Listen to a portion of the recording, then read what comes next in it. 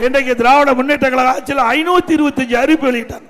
525 அறிவிப்புகள் திராவிட முன்னேற்ற கழக ஆட்சியில் ஆட்சிக்கு வந்து நிறைவேற்றப்படுவதாக 2021 சட்டமன்ற பொதுத் தேர்தலில் திராவிட முன்னேற்ற கழகத்துடைய தலைவர் அன்றைய எதிர்க்கட்சியாளர் திரு ஸ்டாலின் அவர்கள் அறிவிப்பு கொடுத்தார். எல்லாமே நிறைவேற்றிட்டாரா? எப்பொழுது பார்த்தாலும் பேசுகிறார். 98% திமுக அறிவிப்பு நிறைவேற்றப்பட்டதாக ஒரு பொய்யான செய்தியை வெளிப்படுத்திட்டு இருக்கிறார் திரு ஸ்டாலின் அவர்களே. முக்கியமான பல திட்டங்கள் இன்னைக்கு 100 நாள் வேலை திட்டம் 150 நாளா உயர்த்துறாங்களாமா? உயர்த்தல. அது பணிபுரிகின்ற ஊழியர்களுக்கு சம்பளம் உயர்வுனாங்க, கொடுத்தாங்களா?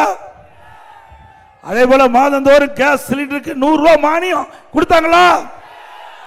நம்முடைய இளைஞர்கள் கல்விக்காக வங்கியில் வாங்கிய கடன் ரத்து பண்ணாங்களா?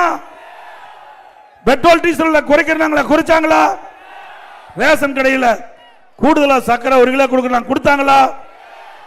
ஆக அறிவிக்கப்பட்ட திட்டம் முழுவதும் நிறைவேற்றவில்லை. ஒரு 10% அறிவிப்புகள் தான் நிறைவேற்றப்பட்டிருக்கிறது என்பதை இந்த நேரத்தில் எண்ணி பார்க்க வேண்டும்.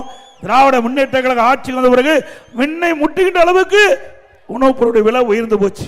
அரிசி விலை உயர்ந்தாச்சு, பருப்பு விலை உயர்ந்து போச்சு, கடல் எண்ணெய் விலை உயர்ந்து போச்சு. இப்படி நம்முடைய உணவுக்காக உணவுப் பொருள் அத்தனையும் இன்னைக்கு விலை உயர்ந்திருக்குது. இதை தடுப்பதற்கு இந்த அரசாங்கம் எந்த நடவடிக்கை எடுக்கல.